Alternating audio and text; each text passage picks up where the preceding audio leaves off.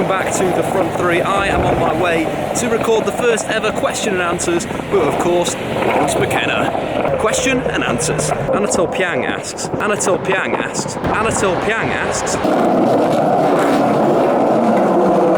Anatole Piang asks.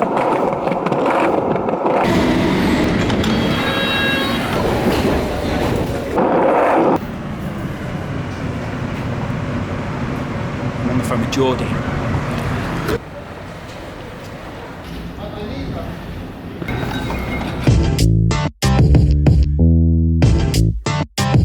Yeah, sweet. It's from Anatole Pang. Anatole Piang asks. At the front three, does Son equal Sanchez? A good false nine against better teams, but the wrong choice against lesser teams who want to crowd Spurs out. So, let's break that down into two separate points. Firstly, the role of a false nine. Both players are operating that for their clubs. Sanchez is more a false nine that drifts centrally, so he comes deep to the ball centrally, looks to pick it up, turn, and looks to play passes into the box to the likes of Theo Walcott, Alex Iwobi, players running ahead of him. Son is slightly different. He likes to drift wide. So if we're going to split it down, it's a vertical movement for Sanchez and a horizontal movement for Son. He looks to get to the wide areas and cut in onto his stronger foot and get shots away. So slightly different, but the same interpretation of vacating that natural number 9 position for runners or to get yourself an angle to get a shot away. So where does a false nine sit for a team? Like, where would a false nine starting position be? And do Sanchez and Son both start in the same place and go into different positions? Yeah, so that's it. They both start in a natural number 9 position. Okay, which is what, drift. Like on the D? Yeah, well, you'd say it was up against the opponent's centre-backs, and the idea of a false nine is to pull them out of position. Okay. It's to make them feel unnatural. It's to pull them wide or pull them deep, which the two players do in different ways. Okay, so against better opposition, why? Well, I think this gives you an option. Against the better teams, you can look to counter-attack and you can look to break and you can pull players out of position because the games are a little bit more open. The possession flips left and right, but then against a weaker team, it's not like that. It's very Arsenal or Tottenham will dominate the ball. But against the better teams, both players have excelled. Against Manchester City, Son was the man of the match by a country mile, made the first goal, got the assist for the second goal, but his pressing was so important for Tottenham getting further up the pitch, and really dominating City out the back. Then you look at Sanchez against Chelsea, another brilliant performance, caused absolute havoc in and around the penalty area, again, scored a goal and got an assist. Where does that leave him with the teams that are perceived to not be as strong? Well, they'll have a different mindset when they come up against Tottenham and Arsenal. Their game is to reduce the space in between the lines, sit deep and look to counter-attack. And that kind of makes a false nine a little bit ineffective.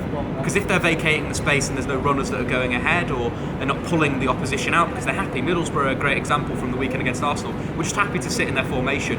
If Sanchez moving around, they didn't care. They just let it, pass them on to a central midfielder. So the effectiveness of a false nine in those situations drops a little bit. Okay.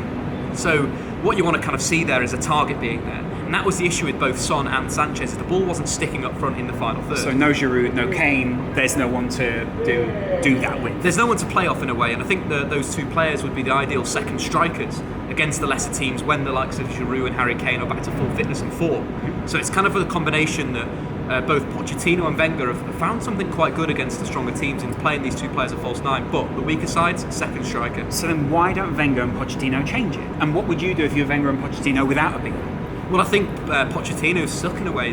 His big man is Harry Kane. Harry Kane is a wonderful footballer. Mm-hmm. The ball sticks to him and he gets Spurs up the pitch, but of course he's out injured. Vincent Janssen is a different player, a player that's more of a harasser that doesn't really bring players into play but looks to score by himself. With Olivier Giroud, obviously form and decisions from Arsene Wenger and a slight injury also puts him out of contention. But again, when Giroud comes back, I think that Sanchez-Giroud combination, I really want to see that as a two-person strike force. That's where I'd love to have seen Benzema signed for Arsenal. Yeah. Because not only would you have had a great combination of Benzema and Giroud, but you could have had Benzema and Giroud and Sanchez at 10. So many different options. And obviously Ozil playing a ball into the box with them would be incredible. Exactly, or someone like Aubameyang could have been a good offer for Arsenal, with Sanchez moving towards the ball, Aubameyang going the other way. It stretches defence, and that's what Arsenal and Tottenham didn't do enough at the weekend. Yeah, agreed. Well, thanks again, Anatole. Anatole Piang, for your question. If you've got any questions that you want us to answer, get them in to the Front 3 Twitter account or comment on YouTube. But anyway, till next time, see you later on the Front 3. Right, see you later, buddy. Bye, man. Have a good day.